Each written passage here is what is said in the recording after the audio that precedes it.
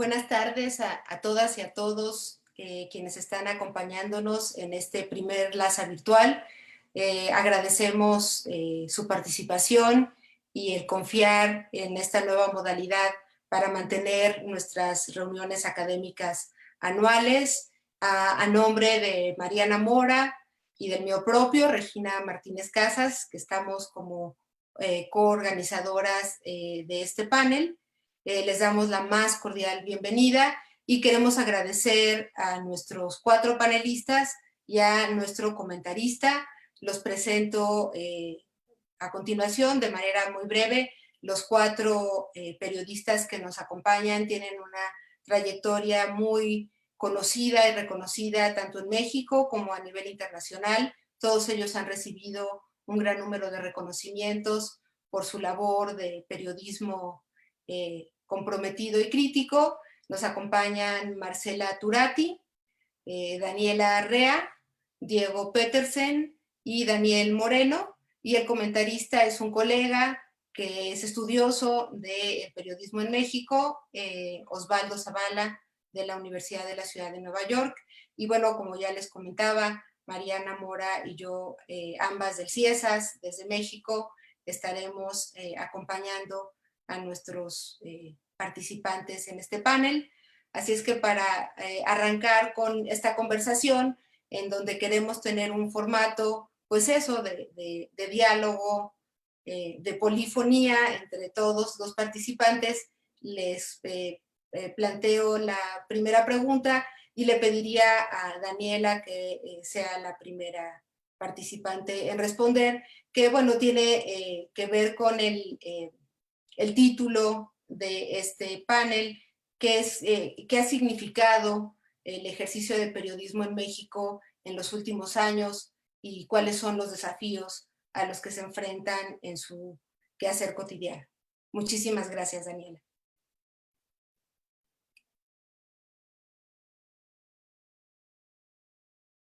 Aquí estoy.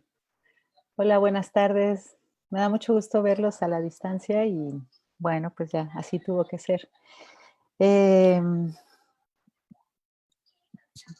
Nada, estoy como pensando en qué tan fluidas pueden ser las conversaciones así por Zoom. Yo todavía no me acostumbro a esta cosa de mirar o sea, los miro a los ojos o miro a la cámara y es raro. Pero bueno, a ver.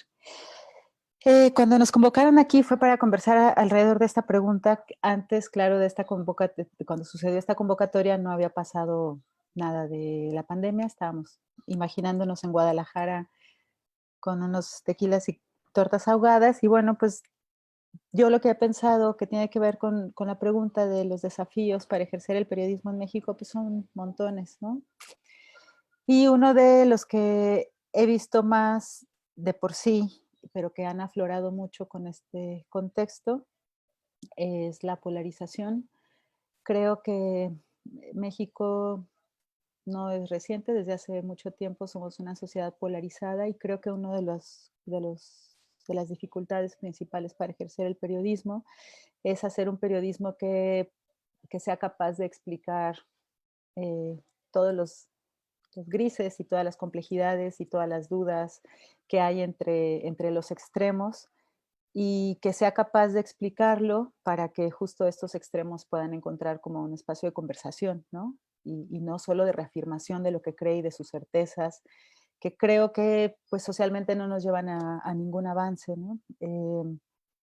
Creo que somos una sociedad polarizada porque como consecuencia de muchísimos años de desigualdad, de desinformación también, de,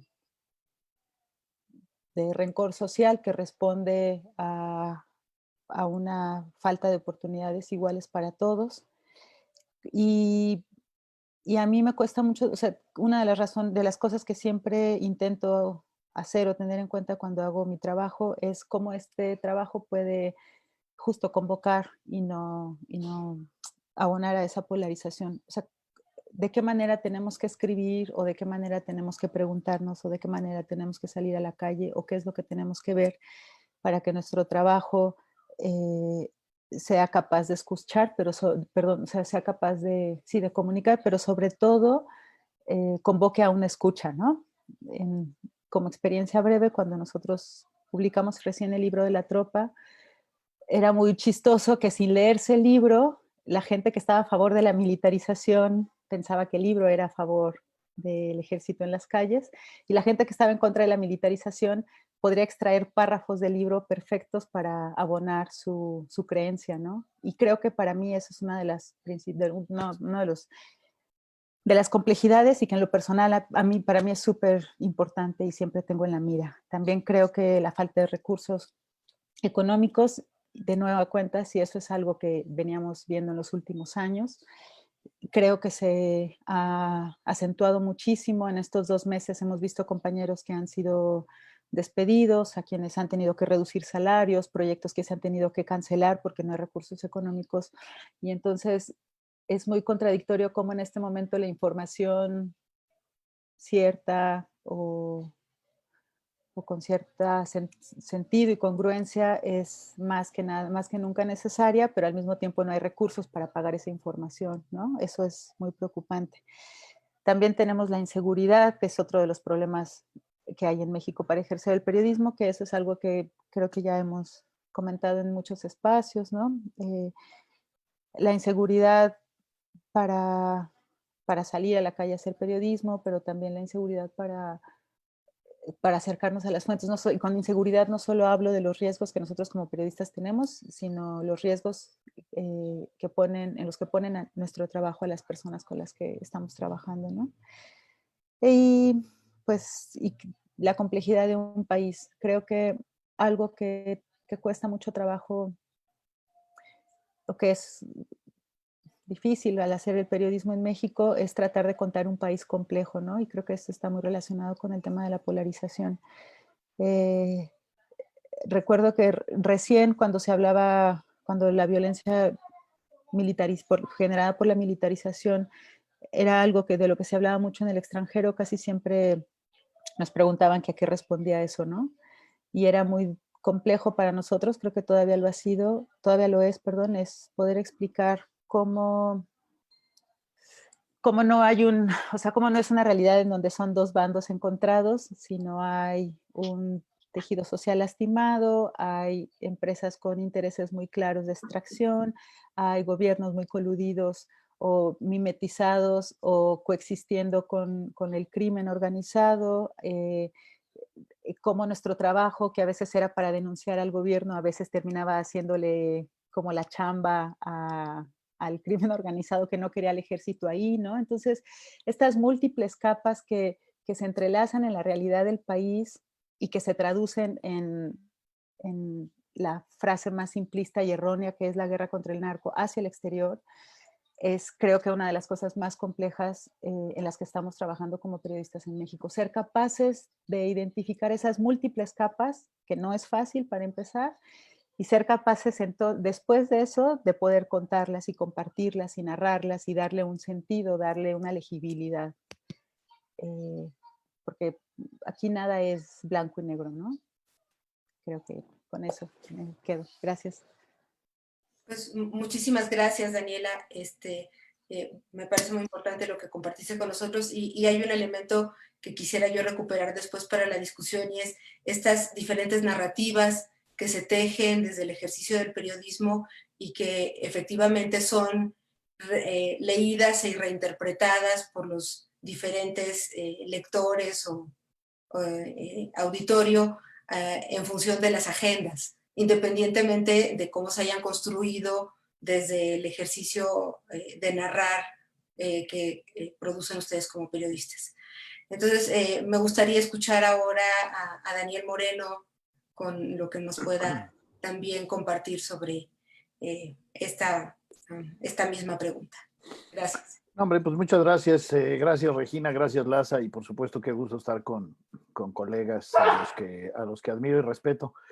Creo que la complejidad de la pregunta es porque, digamos, para decirlo fácilmente, es multifactorial las razones por las cuales es difícil hacer periodismo en México. Y me salgo por lo fácil porque podríamos revisarlo desde muchas perspectivas. Yo, por ejemplo, por supuesto coincido con lo que dice Daniela y agregaría otros elementos. Yo soy un convencido de que una de las dificultades centrales para hacer periodismo en México, pues es primero que nada el modelo de negocios, es decir, las dificultades de los medios en México de vivir de algo más allá que la publicidad oficial hace que se vuelva complejo hacer periodismo porque si quiere ser un medio independiente que viva de sus lectores o que viva de una relación comercial transparente, evidentemente no es sencillo, no hay suficiente dinero que alcance luego para hacerlo y condenarse, por supuesto, a vivir de la publicidad oficial termina siendo suicida porque terminas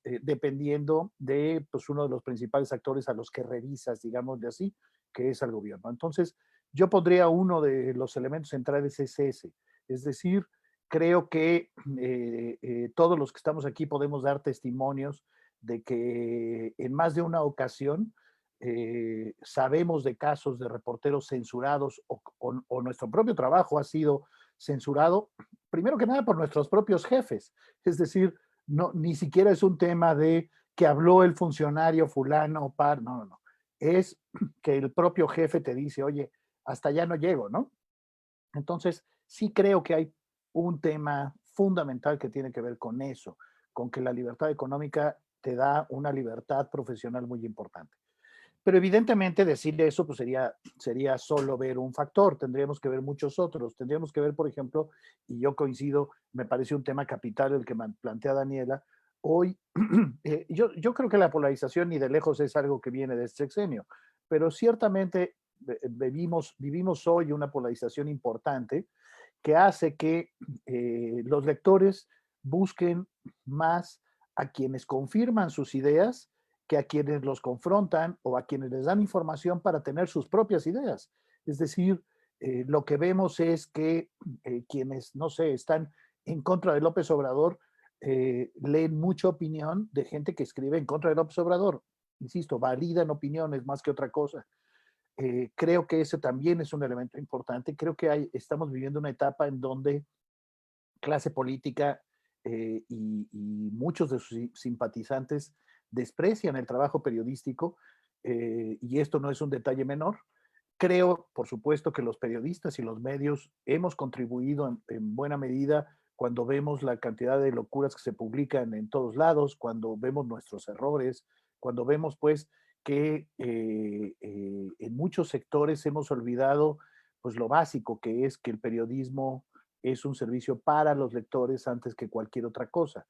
Y por supuesto no para intereses políticos o demás. Bueno, también son elementos, es decir, creo pues que tendríamos que revisar esos factores que son tantos, que tendríamos que abordar, por ejemplo, que hay regiones completas en donde el silencio es lo que domina, porque sabes que el crimen organizado te impide informar, pero además sabes que hay alianzas entre crimen organizado y poderes municipales o estatales que definitivamente te impiden informar con libertad y te ponen en riesgo ante cada una de las notas que vemos. Y sabemos que así ha pasado en estados completos, en regiones completas, que podríamos mencionar, no sé, zonas completas de Veracruz, de Tamaulipas, de Chihuahua, de Sinaloa, de Guerrero, de Michoacán. Podríamos seguir y son zonas silenciadas. Y son zonas silenciadas, insisto, por crimen organizado, pero con frecuencia por colusión de crimen organizado y autoridades. Es decir, si nosotros vemos modelo de negocio, si nosotros vemos polarización, si nosotros vemos crimen organizado, si nosotros vemos a una clase política renuente a rendir cuentas y a ser transparente, pues ese es otro elemento que dificulta el hacer periodismo. Y vamos sumando, pues, para concluir esto que decía al principio, que es multifactorial las razones por las cuales es difícil hacer periodismo, muchas de ellas generadas por gobiernos, por el propio Estado, pues, pero también, insisto, creo que es importante ser autocríticos y siempre recordar que nosotros mismos hemos fallado en más de una ocasión cuando de servicio a los lectores se trata. Porque, insisto, olvidamos que esta es la razón de ser, pues, del periodismo mismo, ¿no? Entonces, creo que tenemos que abordarlo desde todas esas perspectivas. Y, por supuesto, y sería un absoluto pecado no mencionarlo, pues cuando hablamos de violencia, hoy es un día importante sin duda para los periodistas. Hoy se cumplen 3 años del homicidio de Javier Valdés, un periodista, pues yo creo fundamental para entender el crimen organizado en México, y 3 años en donde la impunidad ha sido la marca, porque sabemos que estamos lejos de saber bien a bien qué ocurrió en este caso. Y usamos el ejemplo de Javier Valdés porque, bueno, creo que Javier, pues lo conocimos pues muchos periodistas en México, para muchos fue un maestro y un guía cuando se trataba de crimen organizado, pero además habría que mencionar los muchos otros casos en donde el crimen ha acabado con la vida de un periodista por ejercer su trabajo y el tema sigue completamente impune. Entonces, no podríamos pues dejar de mencionar la violencia como un factor importante para entender las dificultades del periodismo hoy. Pues muchísimas gracias, Daniel. Efectivamente, bueno, Daniela ya nos había planteado este tema del el peligro que corren los periodistas, pero también que hacen correr a quienes colaboran con ustedes, y que eso pues es una realidad compartida con los científicos sociales que también hacemos trabajo de campo y que hemos tenido que optar por guardar buena parte de la información que recabamos en nuestras investigaciones, porque podemos comprometer la integridad o la vida de nuestros colaboradores. Entonces, este diálogo nos enriquece también a los académicos que hacemos ejercicios semejantes a los que hacen ustedes como periodistas. Y bueno, me gustaría entonces preguntarle a Marcela cuál sería su reflexión sobre esta pregunta. Claro.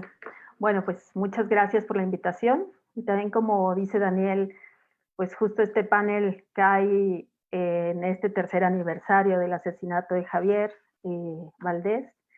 Y bueno, y por esto mismo quisiera empezar como por ahí. Uno de los grandes obstáculos es la impunidad, ¿no? La impunidad es como una política de Estado.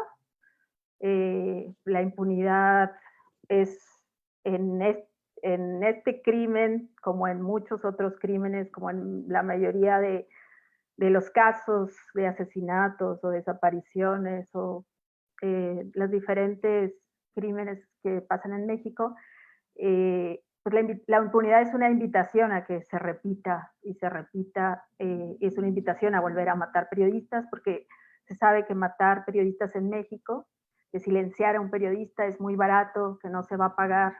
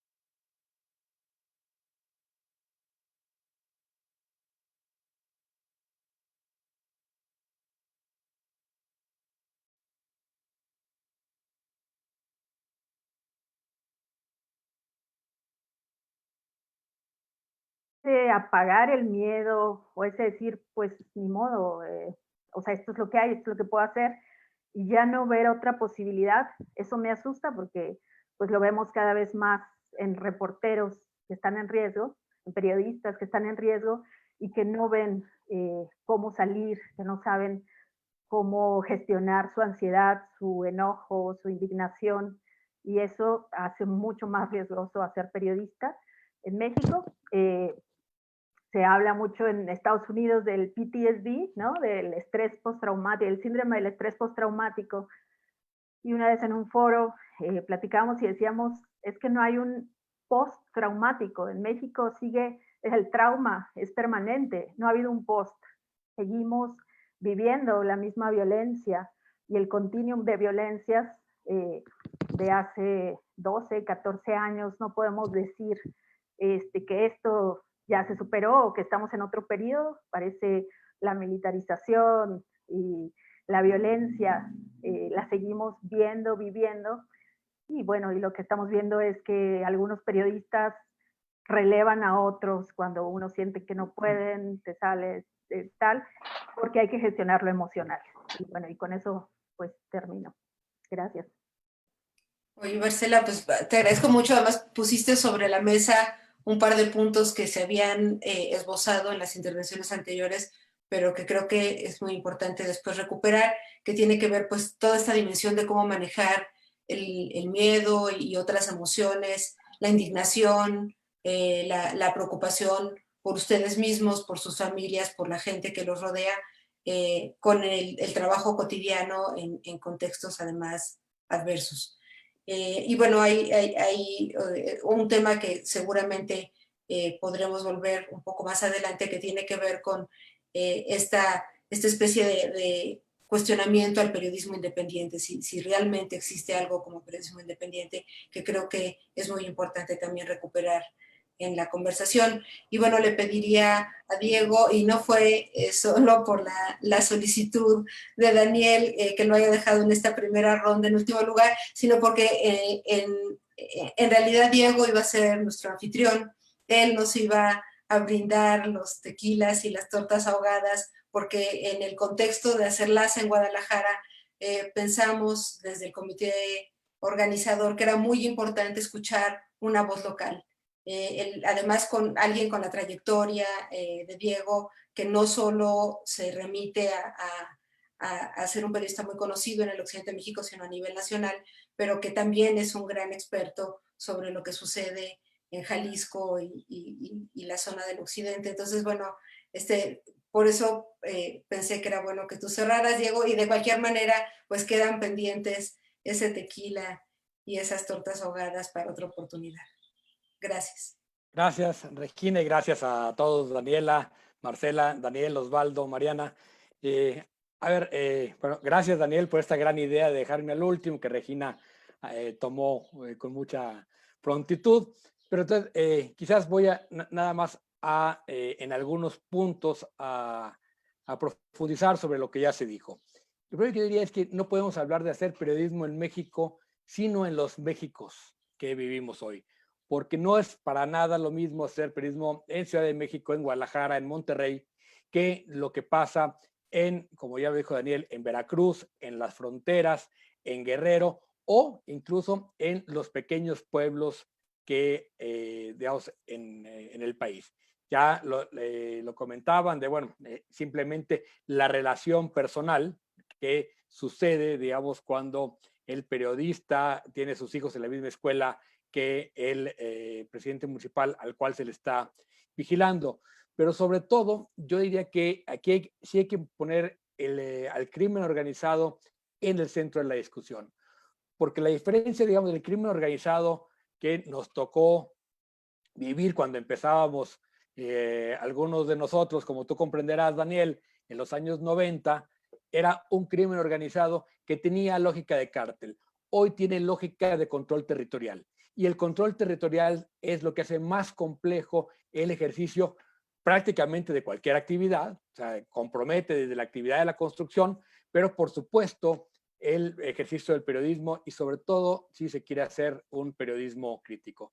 Entonces yo creo que el tema territorial es fundamental y estos Méxicos distintos, controlados territorialmente por distintos grupos, hacen que sea de repente hablamos desde las ciudades del ejercicio del periodismo, tirando muchas netas, cuando no estamos en el campo donde realmente está esa violencia y esa fuerza permanente de exclusión. El segundo elemento del modelo de negocio que ya decía Daniel, yo creo que hay dos cosas a profundizar.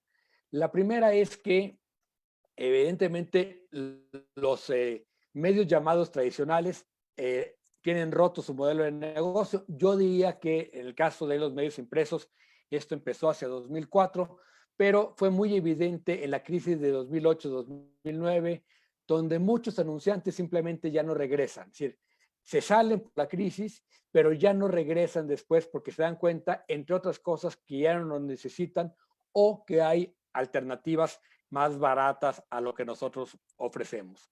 Y me temo que esta crisis que viene va a profundizar esta crisis del modelo de negocio de medios masivos que fueron un invento del siglo XX y que quizás vayan a morir junto con el siglo XX. Es decir, eso lo dejo como hipótesis, pero ese modelo de negocio y de medios que vivimos, con los que crecimos en el siglo XX y los principios del XXI, está ahora en franca crisis.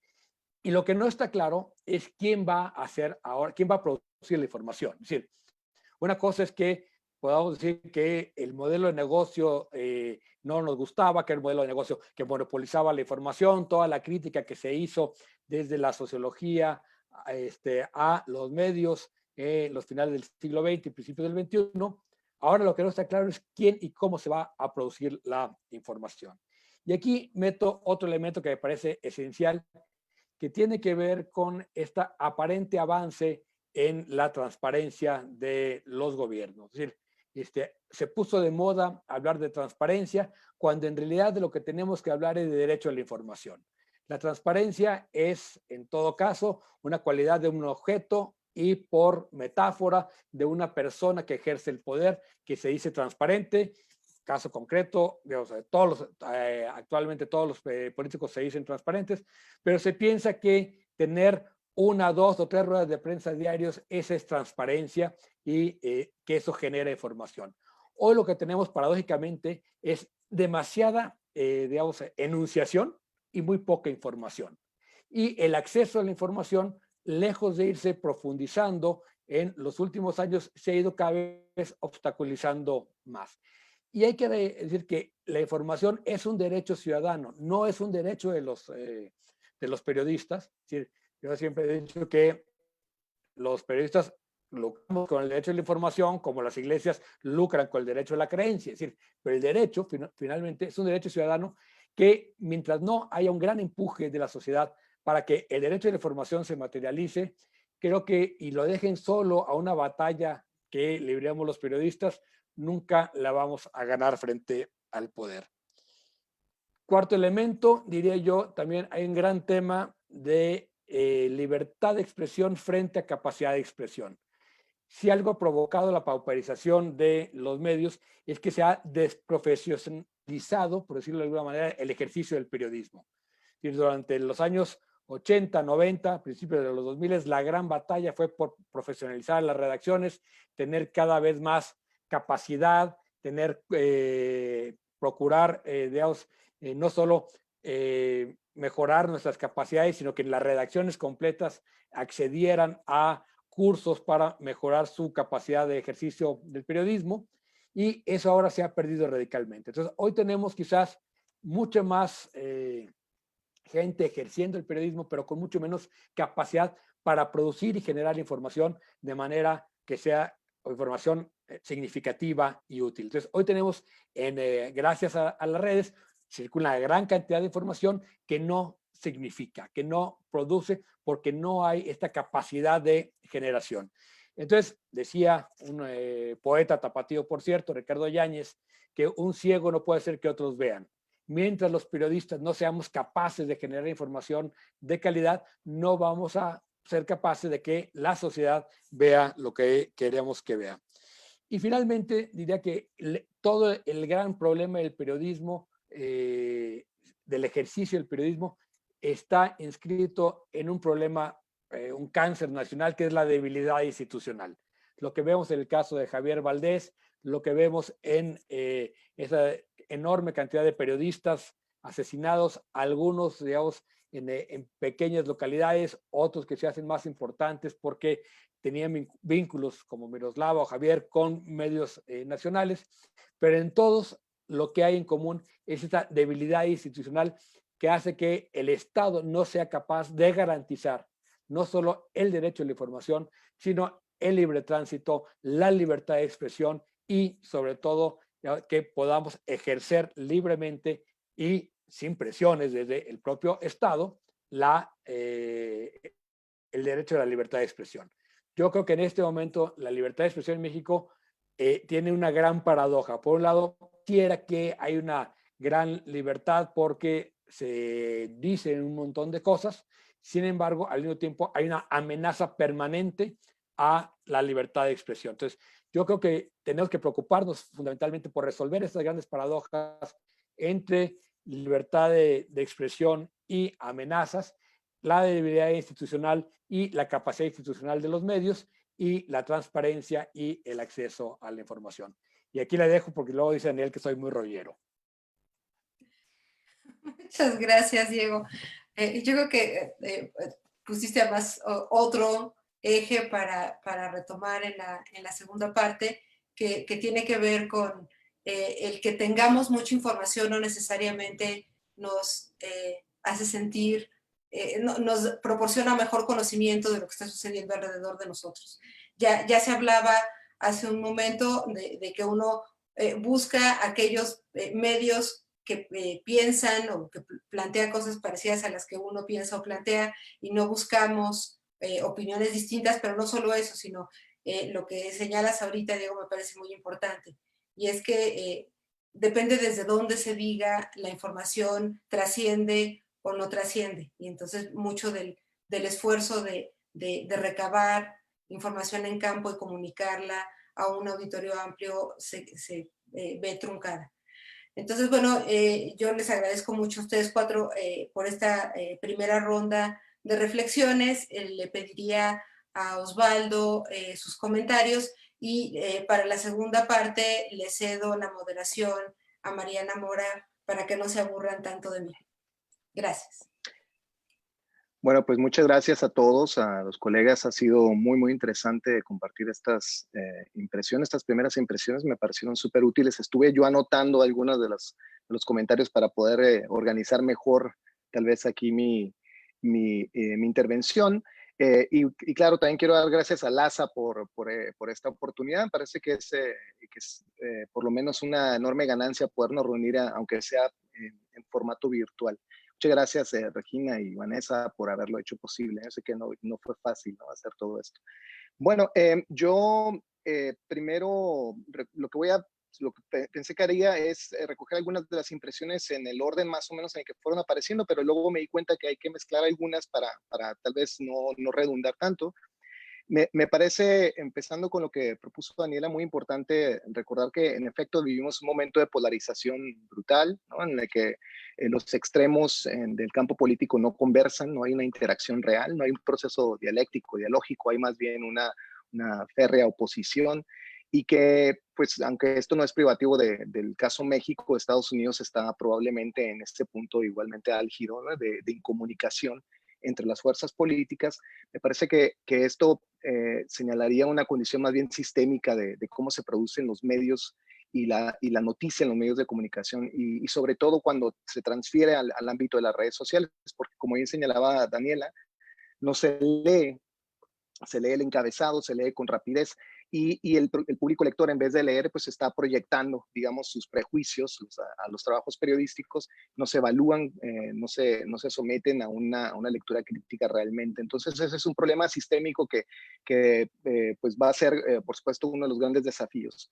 El otro tema que saltó varias veces en las intervenciones, que desde luego es el gran tema en el que todos pensamos cuando pensamos en periodismo, pues es desde luego el problema de la inseguridad, el problema que atañe directamente a la integridad física de los periodistas y de su trabajo en las calles, que sin duda es complejísimo y que tiene múltiples vertientes, y por eso también me pareció muy importante el señalamiento que hacía Daniela de la complejidad de estas capas de violencia, ¿no? Es decir, que hay una multiplicidad de capas de criminalidad en las que un concepto como crimen organizado desde luego no es suficiente, y que tal vez en la prisa precisamente de comprender esta complejidad, podemos con frecuencia hacer estas reducciones, ¿no?, conceptuales de cuáles son los objetos que debemos comprender como periodistas, ¿no?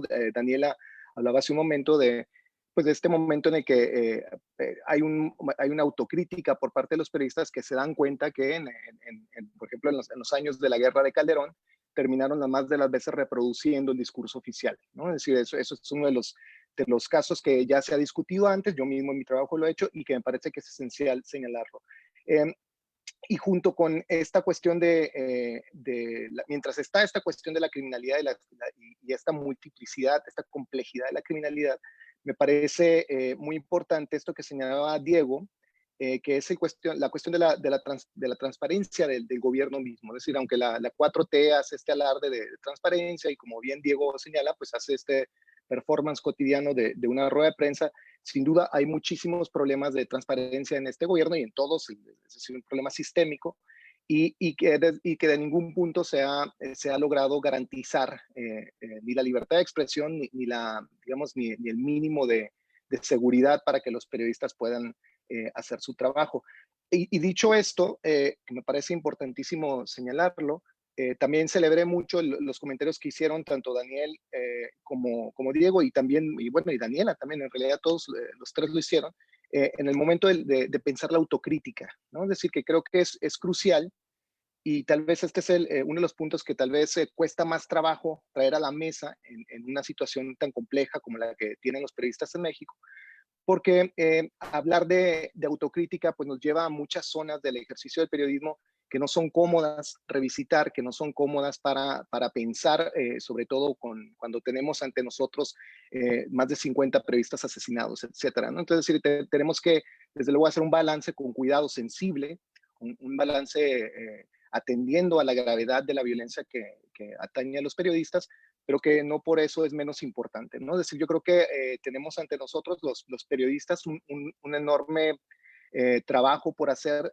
para comprender, digamos, los límites de la actuación del reportero en la calle, la autocrítica que pocas veces se hace desde los medios y comprender que el fenómeno de la libertad de expresión que queremos que garantice el Estado muchas veces se problematiza desde el propio medio de comunicación. Es algo que señalaba también, me parece, Daniel, ¿no? Es decir, muchas veces la censura proviene del propio medio de comunicación. Y ahí yo incluiría la violencia misma, ¿no? Entonces, aquí casaría los dos temas, ¿no? Así como hay capas de criminalidad y una complejidad de la violencia, yo creo que nos conviene comprender y poner sobre la mesa que la violencia más importante, la violencia más cotidiana, la más sistémica, la más duradera y la más perniciosa tal vez, empieza en el propio medio de comunicación.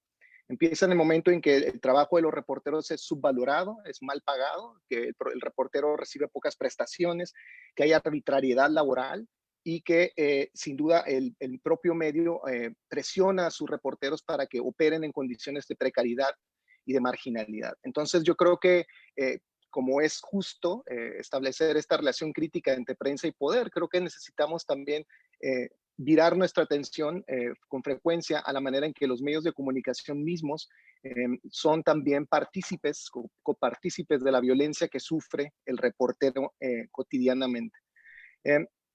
Dicho también esto, me parece muy importante el comentario que hizo Daniel en ese sentido, ¿no? Pensar que el modelo de los medios de comunicación y el problema de cómo sustentar la comunicación en México, pues es un problema histórico y desde luego que es parte de la historia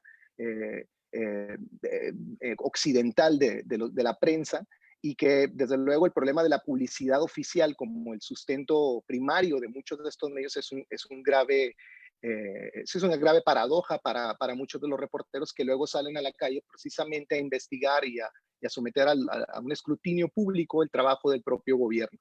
Entonces, yo lo que agregaría a esto tal vez es que, por un lado, debemos reconocer que sí ha habido un cambio en la política de publicidad y de transparencia del gobierno de López Obrador. Yo creo que eso no está de más decirlo, es decir, que históricamente la publicidad se utilizó en los gobiernos sucesivos del PRI y en los dos gobiernos panistas para de una manera arbitraria favorecer o influir en la producción de la información mediante la distribución poco transparente y arbitraria de la publicidad oficial. Y que el gobierno de López Obrador fue una de las primeras cosas que transparentó y que en efecto sí se llevó a cabo una repartición más equitativa de esa publicidad, que no está exenta de problemas sin duda, pero que claramente mostró una voluntad importante. Entonces, en ese sentido también me parece que debemos también pensar la manera en que precisamente por digamos, una complejidad en la sustentabilidad de los propios medios.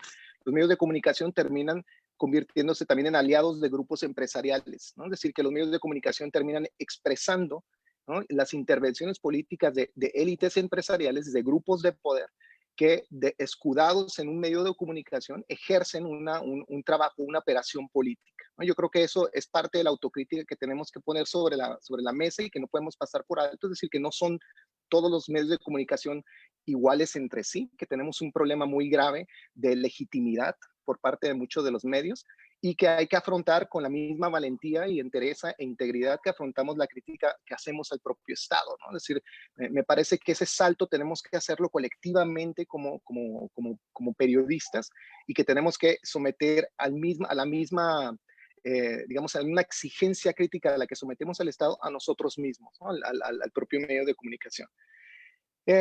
Finalmente, me parece que algo que me gustó mucho de lo que propuso Marcela, que tenía que ver con cómo capacitar a los periodistas y cómo ayudar al reportero que sufre todas estas condiciones de precarización y de marginalidad de las que hemos hablado, la violencia que le hace el Estado, la violencia que le hace estos grupos de crimen organizado y la violencia que le hace su propio medio a diario, y tratar de comprender que el reportero posiblemente no solamente se expone a todo esto, sino que además parte de una preparación y una profesionalización muy escasa, muy limitada, y que este trabajo de ayudar al reportero colectivamente a mejorar sus condiciones laborales tiene que ser un trabajo colectivo, multiinstitucional, público y privado, y que de ningún modo puede soslayarse, ¿no? No puede subestimarse digamos, la pobreza profesional,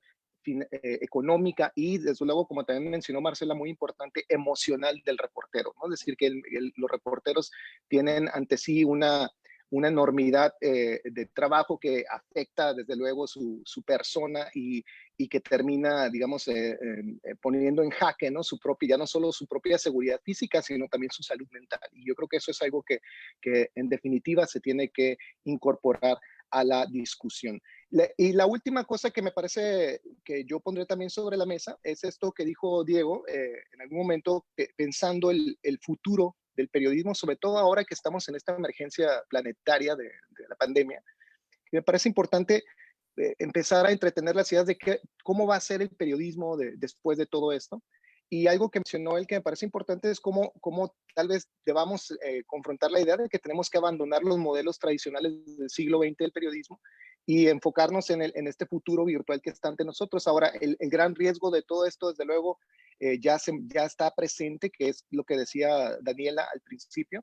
Las redes sociales generan un encono casi natural, inmediato, y que mucho de este periodismo virtualizado se ejerce como un periodismo opinativo, es decir, que no es un periodismo propiamente de información, sino que es un periodismo que está enmarcando en una cápsula de opinión y de operación política lo que puede llegar a ser información verificable y creíble, pero que precisamente porque está, digamos, inmerso en una cápsula de potencia política, pierde credibilidad ante el ojo público, ¿no? Entonces yo creo que tenemos que pensar la manera en ya no solo separar prensa y poder, como nos preocupó en el siglo XX, prensa y poder oficial. Ahora hay que pensar también en el enorme reto y tal vez el mayor desafío de separar a la prensa y los intereses privados que la conducen, la sustentan, la manipulan y la guían de modos tramposos, poco profesionales y que finalmente terminan por arriesgar la vida de los propios reporteros. Yo terminaría con eso.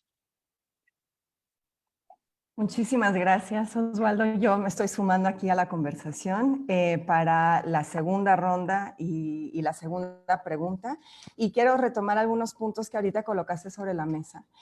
De la parte de la autocrítica la expandría un poquito hacia la reflexión crítica, que es hacia donde quisiera empujar ahorita los comentarios, sobre esta parte afectiva del trabajo del reportero y todo eso encaminado hacia el gran interrogante que interpela no solo al periodismo, sino a las ciencias sociales, es ¿qué va a ser de nosotros después de esta pandemia o durante la pandemia, ¿no? Que creo que quiero recordarles dos objetivos que teníamos. Bueno, un objetivo principal para este panel en su momento prepandemia y cómo se ha agregado una capa adicional. En primer lugar, en este panel queríamos resaltar para Latinoamérica no solo lo que se sabe en todos lados, que el periodismo, ejercer el periodismo en México es de uno de los trabajos más peligrosos, ¿no? Y que México se destaca por ser uno de los lugares donde más asesinan a periodistas, sino lo que queríamos resaltar es que justo en ese contexto de muerte ha habido una construcción de alternativas del periodismo que se ve reflejado en la manera en que el trabajo de los periodistas independientes honran la vida de gente como Javier Valdés, ¿no?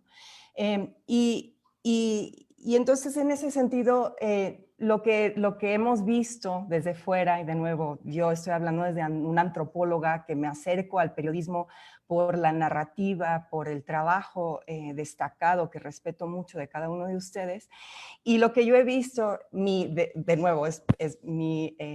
como mi observación externa, es que yo siempre he visto el trabajo periodístico, sobre todo de calle, como un trabajo muy masculinizante, ¿no? O sea, el que tiene que ir detrás de la nota, llegar al lugar, ponerse en riesgo y sacar la información que nadie más se atreve a hacer, ¿no? Es muy masculino en su lógica. Y algo que creo que es importante resaltar en este panel es que en estos últimos años, frente a este contexto de extrema violencia, que es hipermasculinizante, ha habido, en el buen sentido de la palabra, una feminización del trabajo periodístico, ¿no? Y por la feminización del trabajo periodístico me refiero a toda la reflexión sobre cómo narrar sobre vidas en tiempos de muerte, ¿no? La humanización más allá de la estadística y de la nota roja, sino de las vidas de todas las personas afectadas por la violencia extrema, sobre todo desde la perspectiva de las víctimas. Pienso la feminización del periodismo porque no solo es esa parte de la narrativa, sino que va vinculado a una tarea de construir lazos colectivos de protección y de cuidado y de seguridad, ¿no? Que es algo en la cual pues, todos ustedes han estado involucrados. Y entonces aquí va mi pregunta, porque quisiéramos escuchar sus reflexiones críticas sobre estas alternativas que se han gestado en el periodismo, en el contexto de violencia extrema, sobre la cual ahora se encima la pandemia, ¿no? Que está trastocando de manera profunda la labor de ustedes. Entonces quisiera saber, en este contexto donde son desde el 2006 casi 15 años de violencia extrema, más la pandemia, que quién sabe cómo va a acabar y para cuándo, lo que yo estoy llamando como un tipo de feminización del periodismo, ¿cuáles son estas alternativas, estas creatividades que se han estado gestando, que nos pueden dar pautas para reflexionar e imaginar no solo el periodismo a futuro, post pandemia, sino también creo que ahí es un diálogo con la academia, porque nuevamente creo que nosotros nos estamos haciendo preguntas semejantes. Entonces, con esa larga introducción a mi pregunta, quizás podríamos seguir en el orden en el cual empezamos originalmente, y si te parece bien, Daniela, te daría la palabra. Yo quería escuchar a los compañeros que entienden y que sienten, si les da escalofríos cuando escuchan la feminización del periodismo. Entonces cedo mi conversación, mi palabra a mis compañeros bueno, masculinizantes, Daniel, Diego. desfeminizándose, desmasculinizándose. Ah, qué caray. Bueno, pero antes no quisiera y no es para eludir lo que nos está planteando Mariana, pero no quisiera dejar pasar una diferencia con Osvaldo, que es, no que coincido, Osvaldo, que este gobierno ha cambiado la lógica, la falta de transparencia y la falta de metodología, digámosle así, para repartir el dinero de la publicidad oficial, ¿eh? Lo que hay en este gobierno es un cambio que no es menor, que es gastar una cantidad absurda, que era lo que se gastaba en el gobierno anterior. Eso ya no, pero de que el dinero se sigue dando discrecionalmente, de que se sigue entregando el dinero a medios favoritos, eso se puede probar en el momento que quieran. Ahí están los números.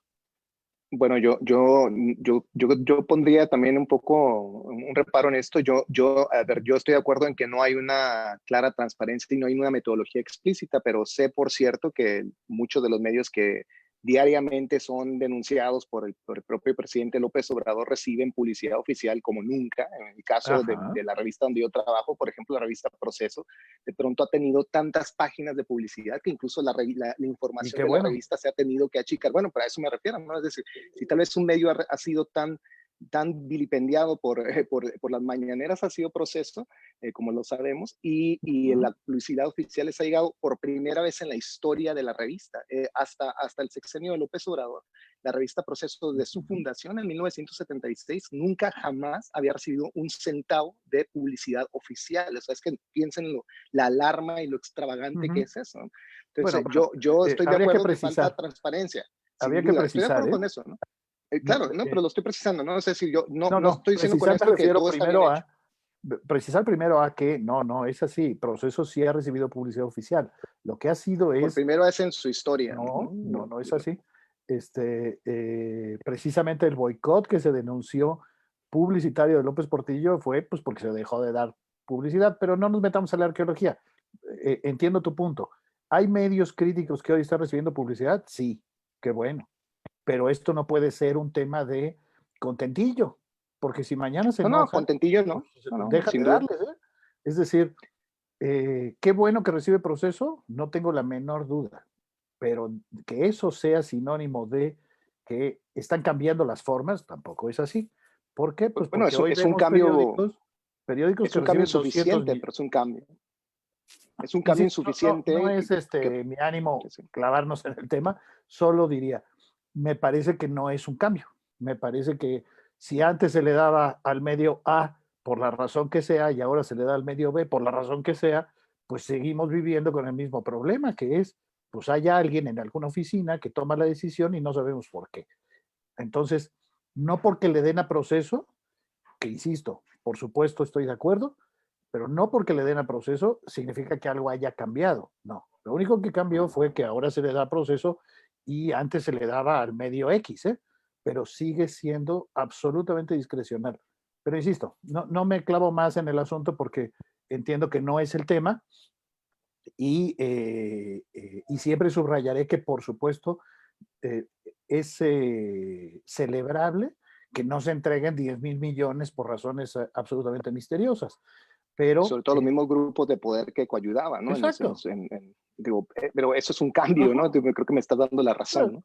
Yo no creo que haya un cambio, pero insisto, si quieren, luego Bueno, lo mencionamos. Qué bueno que hay un cambio que le dan a Proceso, pues eso no me parece un cambio, eso me parece que la discrecionalidad ahora simplemente cambió su pero no es una mirada. discrecionalidad cargada políticamente, por lo menos no en este caso, ¿no? Porque Perdóname, si pero hubiera si una tú ves intención política cuáles detrás, son pues digo, los medios que más reciben dinero de publicidad, pues verás que hay clarísima intencionalidad política, clarísima. me refiero sobre todo al hecho, ¿no? De que sin duda un gobierno que ha sido pensado como tan autoritario como el de López Obrador, no tenga reparos en no utilizar de una manera tan radical como se utilizó en los sexenios anteriores la publicidad oficial. Yo creo que eso es ¿Está bien? fehaciente, creo que eso No, lo está bien. podemos caracterizar de muchos modos, pero está Creo ahí. que el problema es que eso es aceptar que la discrecionalidad que beneficia ahora a un medio y no a otro es buena. Pues no, la discrecionalidad es discrecionalidad, no importa quién se le dé.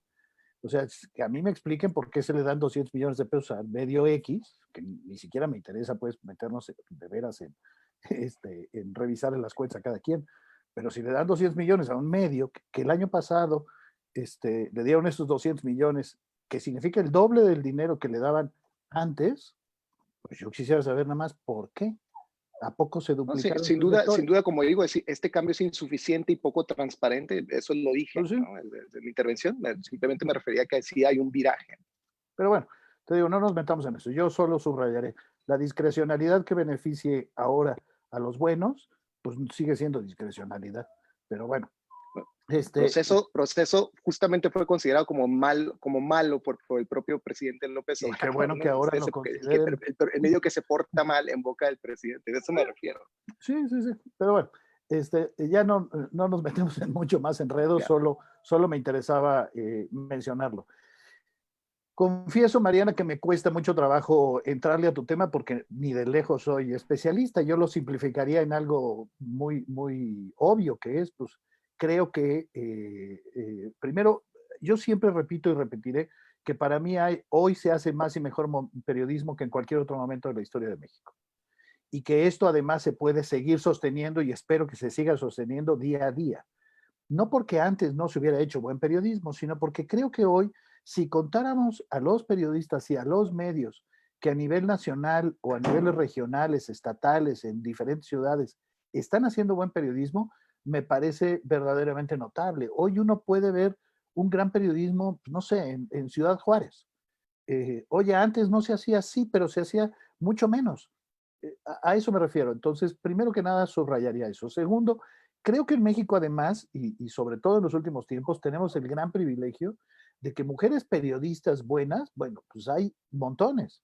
O sea, hoy podríamos mencionar que quizá si hiciéramos la cuenta facilona de quiénes son los periodistas más reconocidos, más leídos, más seguidos, o que han hecho un trabajo más relevante por cualquier razón, no dudaría que haya más mujeres que hombres. En Editorial Animal, 2 de cada 3 periodistas son mujeres. Entonces, sin duda creo que hay un tema importante en eso.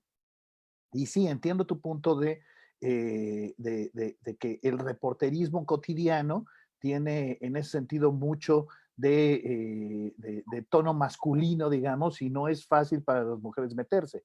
Pero asumo pues que ni de lejos soy especialista en esto.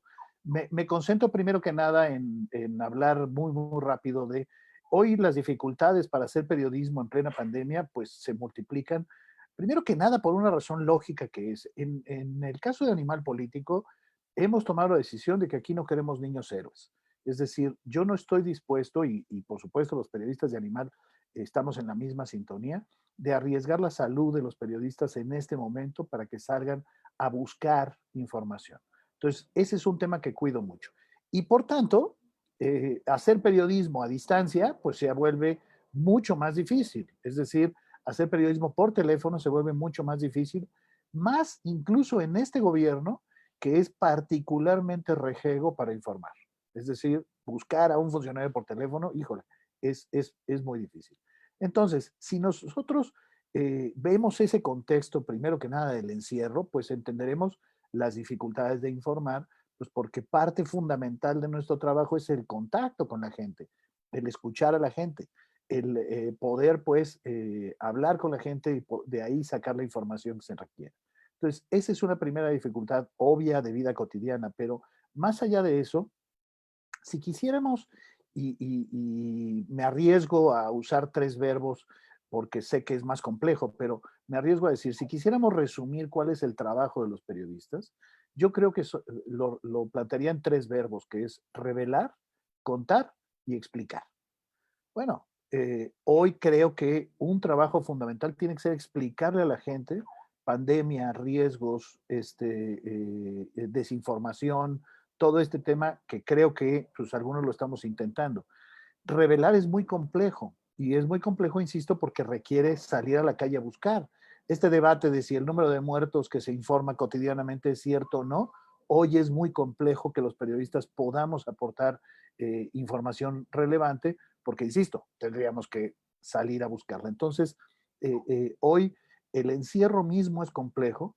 Si a este encierro se le suman la polarización que mencionó desde el principio Daniela, se vuelve más complejo porque nota que es vista desde la perspectiva de estás a favor o estás en contra del presidente, lo hace difícil. Entonces, creo que el escenario hace complejo el asunto y creo que nosotros como periodistas tenemos la obligación de asumir que el tema específico de la pandemia, ya no me meto a la crisis económica, que es otro boleto, pero el tema específico de la pandemia tendremos que seguirlo reporteando mucho más tiempo. Es decir, si no sé, dentro de un mes o el tiempo que sea, se levantan restricciones y volvemos a la calle, pues lo cierto es que para nosotros tendrán que empezar la chamba de ir a revisar la información oficial, de ir a ver si es cierto que se prepararon desde temprano, de ir a ver si es cierto que se le dio atención médica a la gente. Todo lo que, insisto, hoy se está denunciando y que por razones hasta pues, simplemente prácticas, nos es difícil a todos confirmarlo en estos momentos. Entonces eso hace pues que sean tiempos en donde todo lo que comentamos en la primera pregunta, pues habrá que sumarle todo lo demás, ¿no?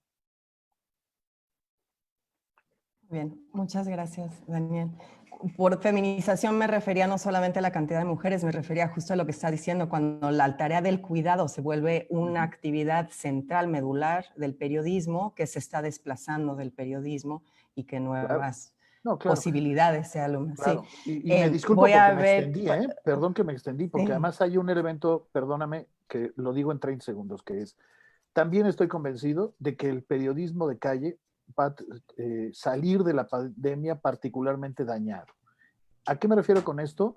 Creo que es importante hacer una autocrítica. La preparación de los periodistas, lo que estamos publicando, la falta de verificación y demás, pues nos permite decir que sí estamos en algún nivel, en alguna medida, contribuyendo pues a la desinformación y a que pues cualquiera que ve una conferencia de prensa dice, oigan, este periodista está haciendo una pregunta absurda, ridícula o lo que sea, y muchas veces tienen razón.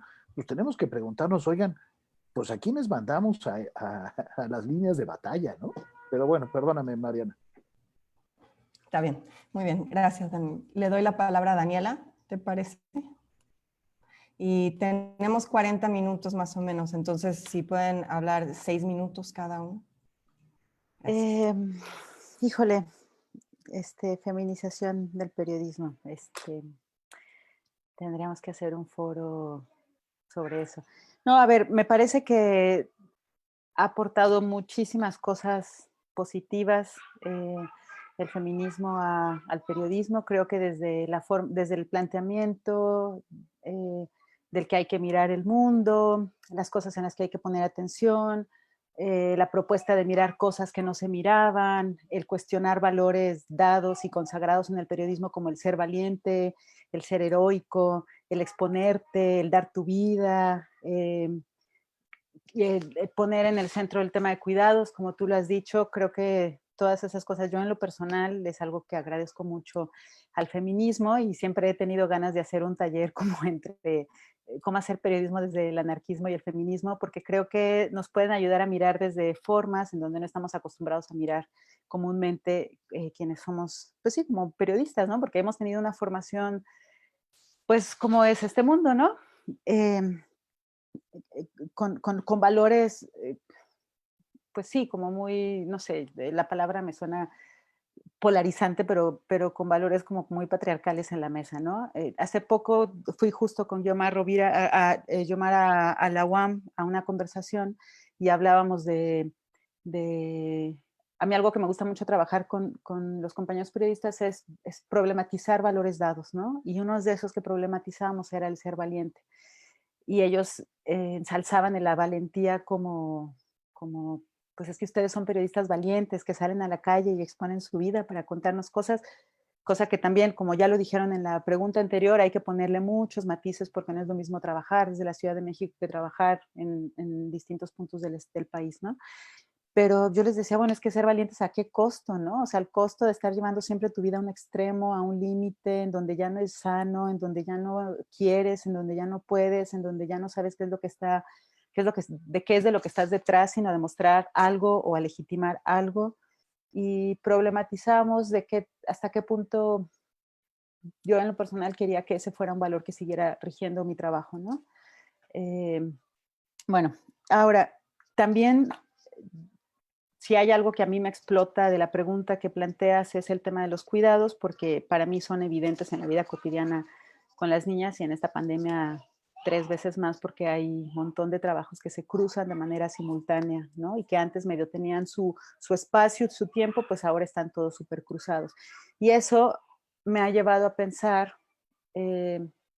como hasta qué punto también tendríamos que, no sé, va a sonar, no sé, como el derecho al descuido de alguna forma. O sea, a ver, hay algo que a mí como periodista, o sea, mi experiencia en los últimos años es que me siento agotada de tener la responsabilidad que tengo que estar cuidándolo todo. No puedo cuidarlo todo. No soy capaz de cuidar todo cuando estamos haciendo un trabajo colectivo, de cuidar los tiempos con la editorial, de cuidar los tiempos de los periodistas, de cuidar las formas, de cuidar y procurar la realidad en la que cada compañero periodista está trabajando en un proyecto colectivo. Y si es así como que, o sea, a veces creo que hay que, o sea, me parece primordial que el tema de cuidados esté sobre la mesa, pero en mi experiencia concreta de vida ahorita y no teorizando sobre el periodismo, yo sí digo, órale, hay que discutir sobre lo que implica cuidar, ¿no? Retomando todos los planteamientos de las compañeras feministas que nos enseñan que el cuidado ha sostenido en México con el 23% del Producto Interno Bruto una economía completamente desigual, excluyente, racista, etcétera, etcétera. Pero sí creo que está súper bien que el tema del cuidado esté en la mesa. Ahora hay que discutirlo y hay que verle hay que darle muchas vueltas, porque entonces llega el punto de cuidar a costa de qué, ¿no? Y a mí me encantaría que los próximos tiempos, meses, no sé, pudiéramos conversar sobre discutir como con responsabilidad lo que significa el cuidado, porque a veces es muy avasallante, ¿no? Y creo que algo no estamos haciendo bien y algo no estamos viendo que se sigue recargando de alguna forma en las compañeras, ¿no? O sea, en la experiencia concreta, creo que quienes están sosteniendo muchas cosas desde involucrar a los compañeros en la identificación de sus violencias. ¿Ya es el tiempo? Bueno, o sea, creo que hay que seguirlo discutiendo porque algo me cuadra, o sea, algo no me cuadra en que ahora hablamos de cuidados, pero yo no siento que las cosas hayan cambiado en cuanto a una distribución. Y ahí ya me salí de la feminización del periodismo, pero bueno, eso. Muchas gracias, Daniela. Decidimos, obviamente, cambiar el orden para esta segunda ronda, entonces le doy la palabra a Diego y después a Marcela.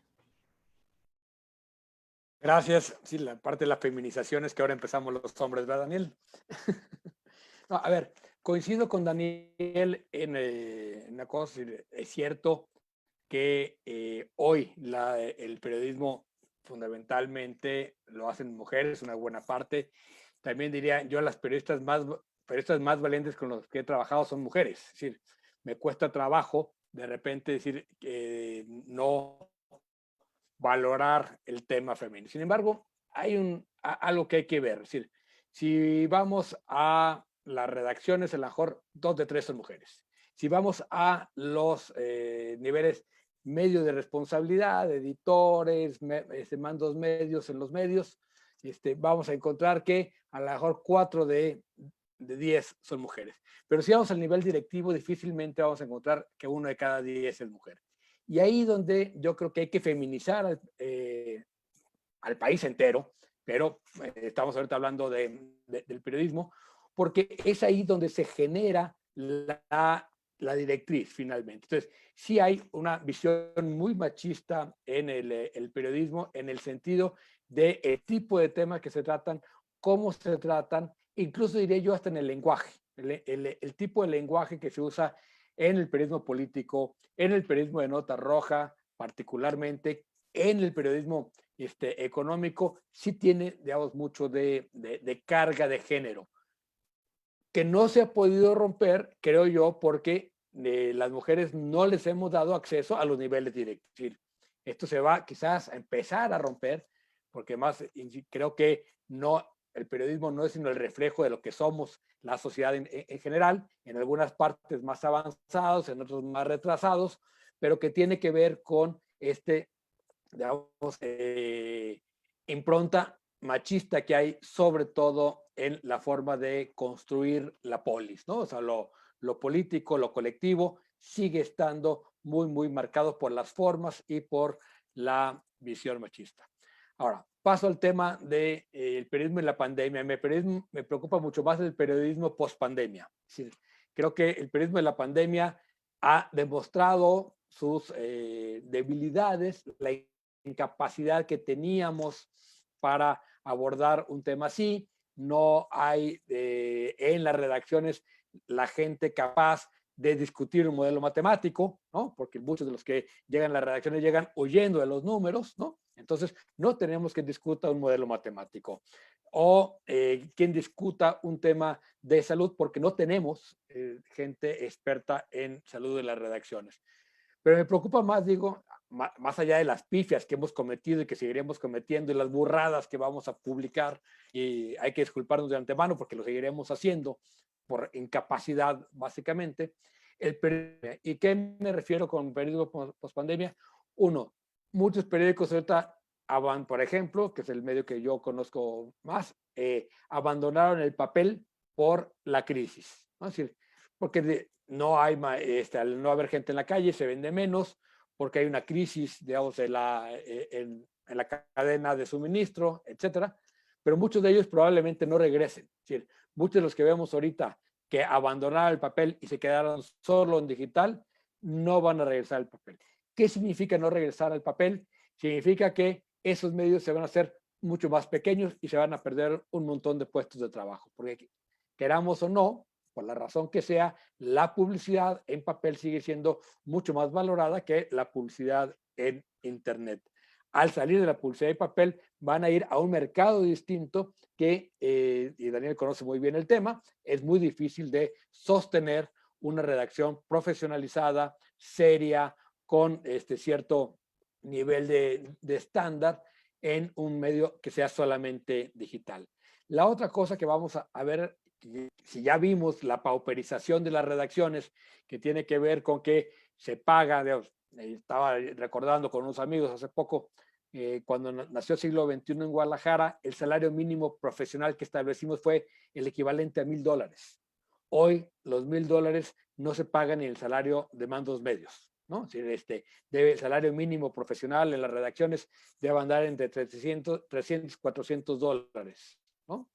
Entonces, esa pauperización lo que está generando también es que tengamos cada vez menos calidad de información. ¿Qué salida hay para adelante? Y con esto termino. Creo que lo que ha mostrado, y ahí Marcela creo que nos puede aportar mucho por la experiencia de Quinto Elemento, mismo Daniel con Animal Político, el periodismo de futuro será colectivo o no será. Es decir, o unimos fuerzas, diferentes empresas, nos quitamos estas lógicas de decir vamos a trabajar para el medio y del medio, para pensar a trabajar como colectivo periodista, que yo siempre he dicho que somos los perros guardianes de la democracia, pero si no cazamos en manada, no vamos a agarrar ninguna presa, ¿no? Es decir, tenemos que volver a ese periodismo que se construye colectivamente, se hace colectivamente, y a lo mejor hay un gran medio que puede producir información y otro que tiene gran capacidad de difusión. Y eso, sumar ese tipo de cualidades de diferentes medios y abandonar un poco la lógica del patio de la casa, de vernos solo al ombligo, esta soberbia que es la gran herencia de los medios del siglo XX, que es otra parte que tenemos que traerle la autocrítica, Osvaldo. La soberbia de los medios la tenemos que abandonar. Y eso creo que se va a ver en el periodismo colectivo. Muy bien, muchísimas gracias, Diego. Marcela, te doy la palabra.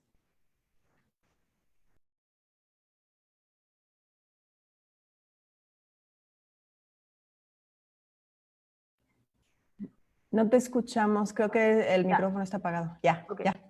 Sí, que este momento para mí ha sido muy interesante, porque siento que en este momento de shock nos ha permitido a mí y a otras colegas experimentar cierto tipo de estrategias que ya habíamos probado, primero creo nosotras entre mujeres, y que ahora que estamos experimentando en varios grupos y colectivos, no hay tanto reparo, tanto miedo a, no sé, a los periodistas a experimentarlas. Por ejemplo, creo que es el momento, como dice Diego, del trabajo colaborativo, ¿no? O sea, hay una crisis económica y es momento, aunque ya se ha venido haciendo en los últimos años, pero al principio se veía con mucho recelo porque hay mucho individualismo en los medios, porque el tema de la exclusividad es importante, pero el tema del trabajo colaborativo se empieza a poner en la mesa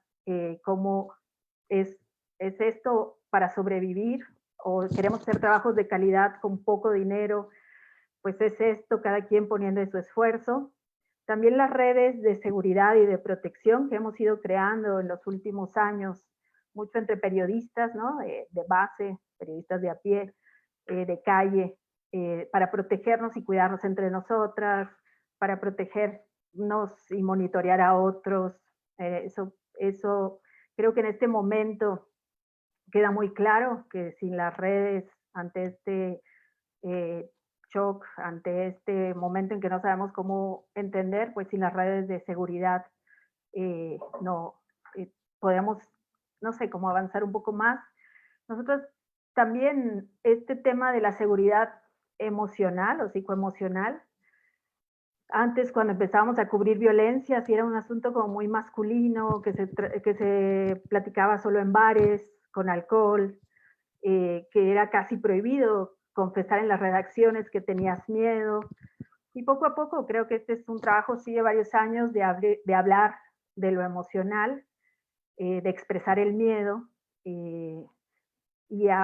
Por ejemplo, en el tema, no sé, en la investigación que hicimos varias periodistas y algunos compañeros sobre el mapa de fosas, pues ese salió gracias a que hicimos una estrategia emocional, ¿no? Una estrategia de cuidarnos entre todas, saber cómo estábamos, porque no es fácil estar viendo diariamente reportes de fosas, de cadáveres y estar contando, ¿no?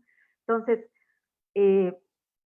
también descubrir que tienes que hablar también de la vida y no solo de la muerte, ¿no? De cambiar la mirada, que ha sido como muy importante también este enfoque de más allá del ejecutómetro, más allá de hablar de los muertos, pues también hablar de la vida, ¿no?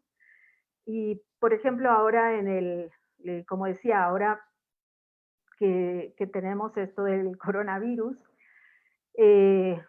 cuando hay un riesgo extra, o sea, está el riesgo de contagiarte, ¿no? Pero también me decía una reportera de Tijuana, me dice, es que ya no aguanto porque yo ya vi muchas violencias, o sea, estoy cargando las violencias del narco, además están muriendo los de las maquilas y entrevisté hoy a un bombero y se puso a llorar, además tengo miedo de haberme contagiado y encima se nos murió un colega, ¿no? Entonces, ese es el cúmulo como de situaciones, de violencias que tenemos arrastrando. Y lo que estamos haciendo es como sesiones pues de contención, ¿no? Y o sea, para mí es muy importante como tener este tipo de reuniones. Los tenemos, o sea, como que estamos detectando colectivos de fotógrafos, hombres, que de repente todos se sienten contagiados o que tienen miedo de llegar a la casa y contagiar al niño, los que tienen hijos chiquitos, o que entrevistaron a alguien y no sabían que están infectados, o que si fueron a un crematorio. Entonces lo que estamos tratando de hacer es como crear círculos de contención rápida o ya de más largo plazo de seguridad emocional, de poder platicar, porque estamos viendo que todas estas violencias que se vivieron y todas las situaciones que se vivieron se están juntando a la ansiedad, a la angustia, al miedo. Y bueno, ya hemos tenido de pronto, y yo digo, por eso siempre insisto en lo de la seguridad emocional, hay periodistas que se ponen más en riesgo porque el enojo, la rabia, la víscera, pues te nubla, ¿no? Y si no tienen estos espacios, si no tienen como estos pares con quien puedan hablar, espejearse, desahogarse, se van a poner en riesgo porque tenemos también a muchos periodistas amenazados ahora por cubrir o por decir que un funcionario tenía coronavirus. O sea, ya tenemos 3 periodistas mujeres atacadas en redes por decir que algún funcionario tenía coronavirus. Y bueno, de los nuevos retos, pues es un recambiar, o sea, necesitamos cambiar la idea, ¿no? O sea, ya no sabemos qué tanto se va a poder hacer periodismo en calle, en cuánto tiempo, no vamos a tener el contacto que te permitía saber si el otro te mentía o no, cómo vas a hacer para verificar, ¿no? O sea, a quién vas a buscar, cómo vas a buscar, también cómo vas a financiar este periodismo. La otra vez salía una nota en The Guardian que el título era tremendo, que decía que es una decía, esta es una ironía, la mayor noticia de nuestros tiempos está matando la industria que debe de informar sobre ella, ¿no? Entonces, estamos en un momento pues de crisis y de agonía quizás de algunos medios, y bueno, pues es el momento de reinventar las formas de usar, digo, tecnología, fuentes abiertas, ver cómo esa llamada que hacemos puede contactar al otro y podemos de alguna manera encontrar, contactar emociones, sentimientos en el otro lado y además probar que eso que se está diciendo dentro del caos, porque no sabemos, la verdad, es tan complejo todo que necesitamos gente especializada para cubrir esto, pues que necesitamos darle algún sentido a lo que está pasando y bueno, es mucha la carga que hay, pero también creo que es esperanzador porque podemos reinventar las formas de hacer periodismo. Ya. Muchas gracias, Marcela. Ahora le doy la palabra a Regina para la parte de las preguntas y respuestas. Bueno, pues les agradecemos muchísimo estas intervenciones. Voy a tratar de agrupar algunas de las preguntas que fueron llegando. Dos tienen que ver con esta relación que ya de alguna manera también había salido en algunas de sus intervenciones entre las conferencias de prensa y los periodistas. Una sobre cómo se acredita en México a quienes ejercen como periodistas. Con esta impresión que de repente queda de que muchas de las personas que hacen preguntas en los diferentes espacios, tanto la mañanera como la de las 7 de la tarde, realmente no tienen una información suficiente para formular preguntas que detonen las respuestas que espera el público. Y alrededor de eso, una segunda pregunta que habla más bien de cómo se establece esta dialéctica en esta relación, sobre todo en la conferencia de las 7 de la tarde, entre él o los expertos y los periodistas que aparentemente no saben nada. Entonces, y que eso de alguna manera demerita la labor periodística. Entonces, bueno, me gustaría sobre ese tema, si pudiera alguno de ustedes emitir su opinión o compartir algunas ideas.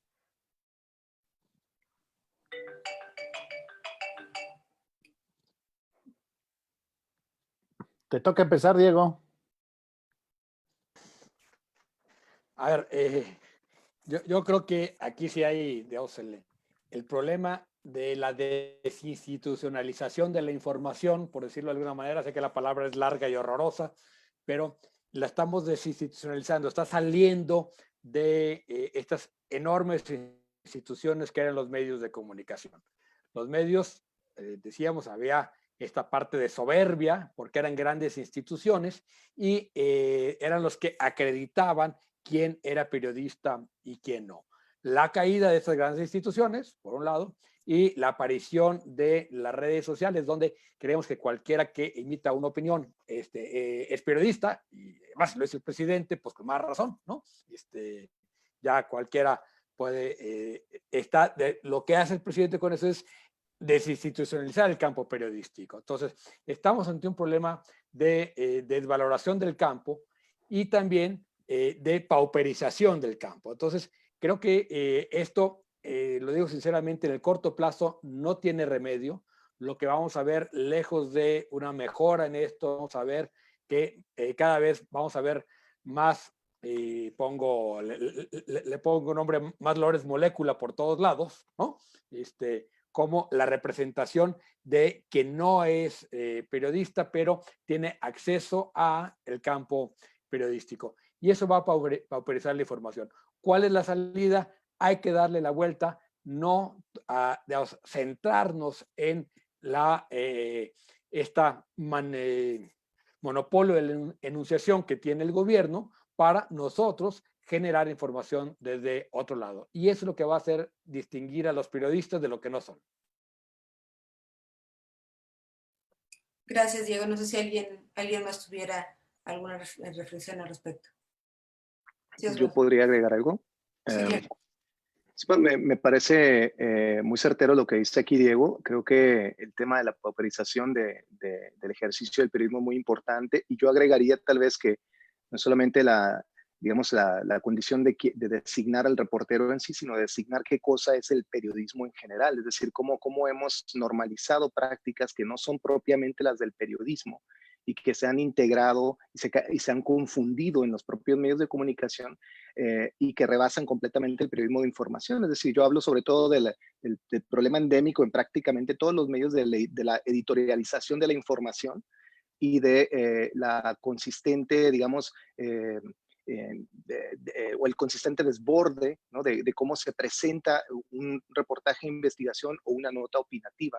Y yo creo que esta condición digamos, de confusión entre géneros periodísticos está acentuada sobre todo por la necesidad de crear un ciclo de noticias vertiginoso en redes sociales que no solamente está, digamos, alimentado por el encono y la polarización política de la que discutíamos hace un momento, sino también por las propias, digamos, pulsiones de los medios de comunicación que hace un momento yo refería, están completamente digamos, en directa alineación con grupos de poder económico y grupos privados, grupos de poder que están en choque constantemente y organizadamente, tergiversando el ejercicio del periodismo. Yo creo que entonces uno de los problemas endémicos que tenemos que confrontar pronto es como volver a ejercer un periodismo real, un periodismo de investigación, y para esto el tema de la pauperización es crucial porque no, en las redes perdón, en los medios de comunicación tenemos una carencia tremenda de estructuras de generación de información. Es decir, en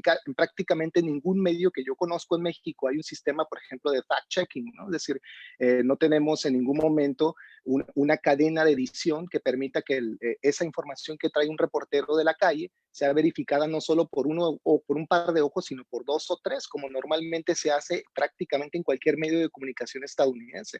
Y luego, después de que se publica la nota en el formato que sea, hay un cero ejercicio de autocrítica. Es decir, los medios de comunicación, como mencionaba Diego, cometen errores, algunos graves, y no hay por momentos ni mayor asomo de autocrítica. El medio no se hace responsable de lo que hace. Y entonces tenemos esa final consigna, ¿no? Que hay una carencia de responsabilidad por parte de los propios medios de comunicación en la manera en que influyen por momentos tóxica y problemáticamente al debate nacional. Pues muchas gracias, Osvaldo.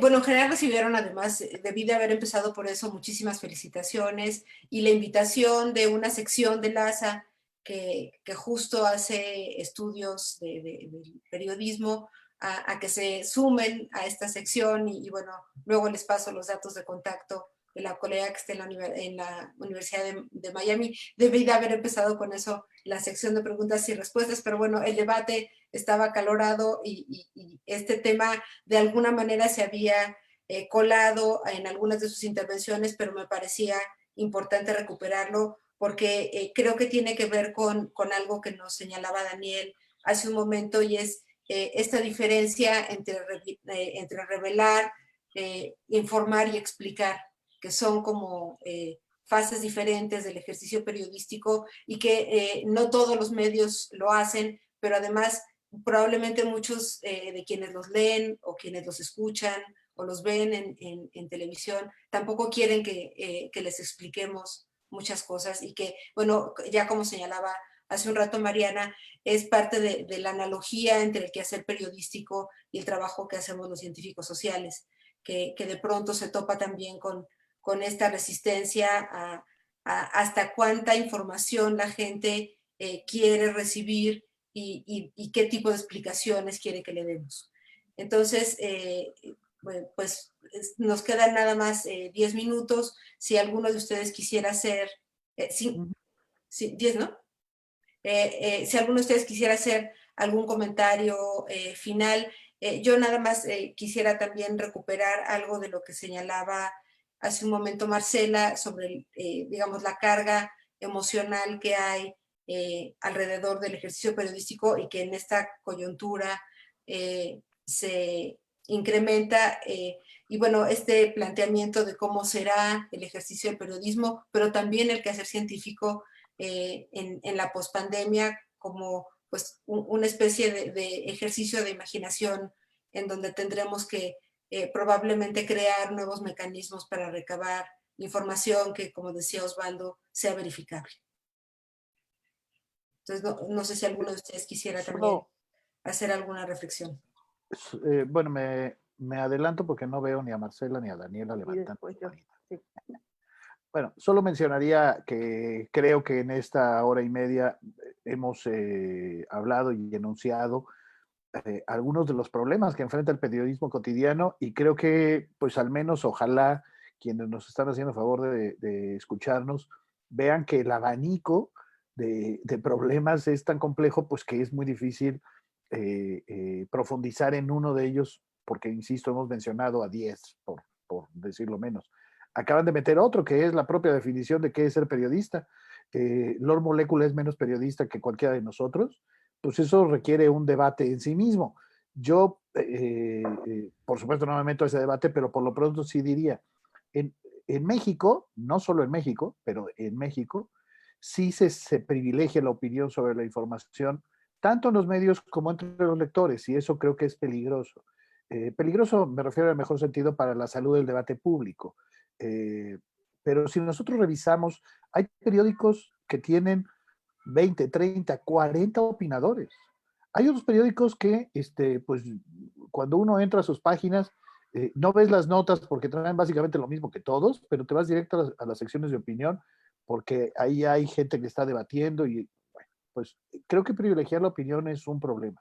Y creo que a nosotros en parte nos toca el insistir siempre que la chamba, por lo menos de los periodistas que aquí estamos, es fundamentalmente informar, y que nuestra apuesta es que la gente se forme su propia opinión con base en la información que le des, apostando además a que puedas leer la información aunque no coincidas con la opinión del periodista o incluso con la línea editorial del medio. Bueno, ese es uno de los temas que creo que tenemos que tomar en cuenta. Y solo para también enunciar, agregaría un segundo que de alguna forma lo planteó Osvaldo, que creo que me parece también importante. Pues evidentemente no podemos negar que las líneas editoriales, los intereses económicos, los intereses políticos de los propios medios están o nos están haciendo sesgar información, nos están haciendo incluso incumplir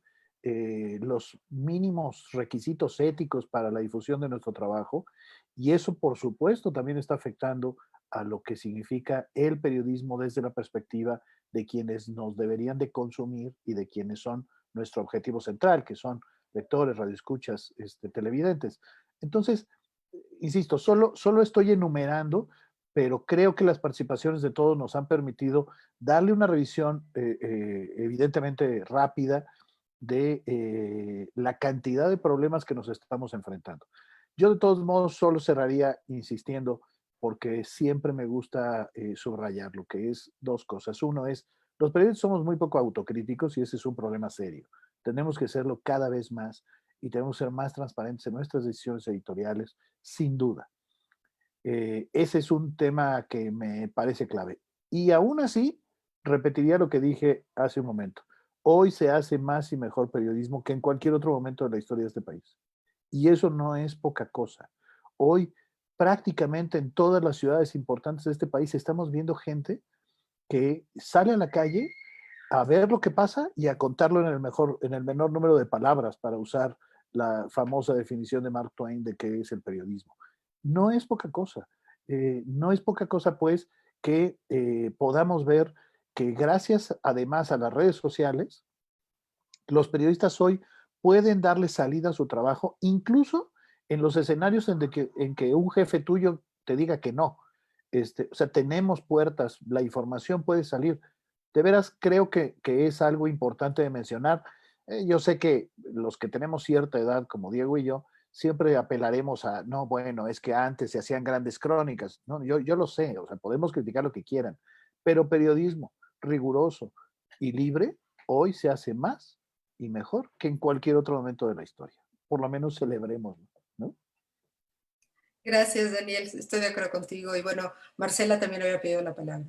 Sí, yo para cerrar, dado que este es también, bueno, un evento de LASA, pues siento que es importante la pregunta que se hacía, ¿no? De que podemos estar más cerca de la academia y el periodismo, para poder intercambiar conocimientos. Nosotros somos de los primeros que llegamos muchas veces a los eventos, ¿no? Nosotros somos los que al calor del momento tenemos que cubrir la noticia y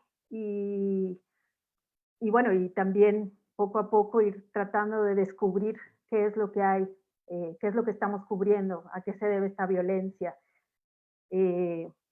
Ha habido en los últimos años una autocrítica, sí, y todo el tiempo estamos como pensando qué hubiéramos podido hacer mejor, cómo representamos o no a las víctimas de la violencia, todo esto. Y también es importante, o sea, han sido importantes los textos académicos para entender esto que está pasando, pero también, y esto refiriéndome a Osvaldo, ¿no? Que todo el tiempo centra sus críticas como si los periodistas hubiéramos sido unos tontos útiles, ¿no? Cuando muchas veces puede ser porque queremos poner límites, porque tenemos que cuidarnos, porque hay formatos, hay tiempos, porque tenemos 2000 caracteres, porque poco a poco se va descubriendo cosas y porque los periodistas tenemos que probar lo que decimos. Entonces, por eso muchas veces se tiene que hacer así el periodismo, es como ir escarbando y cogiendo piezas y piezas hasta que ya puedes decir el crimen organizado, esta colusión con el Estado, qué forma parte de qué, de dónde salió cada cosa, ¿no? Y bueno, y quería recordar, pues Javier Valdés es un periodista que asesinaron justamente por este tipo pues de reportajes, por escribir la palabra cártel, y bueno, y es importante como no olvidar también cuando se analiza el trabajo periodístico, ¿no? Que estos son otros momentos y que los periodistas tenemos otro tipo de reglas y que con los límites que tenemos pues podemos hacer cosas. Y claro, tenemos que ser autocríticos todo el tiempo, estamos tratando de ver cómo probamos quién desaparece a las personas, en mi caso, quién hace las fosas, pero bueno, para todo eso hay que probarlo, ¿no? Y eso es lo que quería decir y también muy agradecida pues porque nos hayan abierto este panel en LASA y que les interese lo que pasa en el periodismo mexicano, en los riesgos que se corren y ahora los nuevos desafíos. Pues muchas gracias a los 4 panelistas, a Osvaldo, de parte de Mariana y mía, pero sobre todo de parte de LASA, pues ha sido realmente un privilegio poder compartir con ustedes estas reflexiones, como señalábamos tanto Mariana como yo, hay muchos puntos de toque entre su trabajo y el que hacemos los científicos sociales, pero tenemos formas de trabajar distintas, oportunidad distinta, tiempos distintos también para levantar la información. Seguramente tenemos mucho menos incidencia social en la opinión pública que la que pueden tener ustedes y creo que podemos aprender los unos de los otros, como ahorita bien reflexionaba Marcela. Sí, Daniel. Perdóname, nada más era solo decir una cosa para seguir presumiendo que cada vez se hace más y mejor periodismo. Hoy se anuncia corrientealterna.unam.mx, que es una apuesta para hacer periodismo en la UNAM con un grupo de periodistas de primerísimo nivel. Hay uno en particular a quien yo le tengo un cariño y un respeto especial, que se llama Paris Martínez, pero no solo él, hay un grupo de periodistas que están ahí chambeando.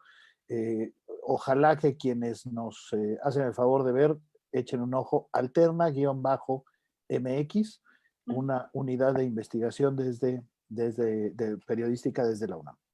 Pues muchísimas gracias por compartirnos este dato, Daniel. Y efectivamente, era con lo que yo también quería cerrar. Cada vez veo a más científicos sociales buscando espacios en los medios, buscándolos a ustedes para poder difundir parte del trabajo que hacemos.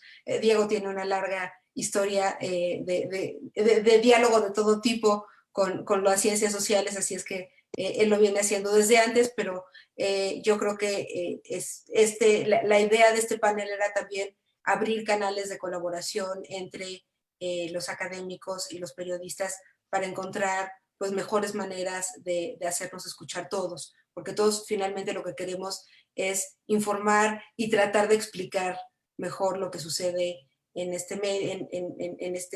nuestra sociedad.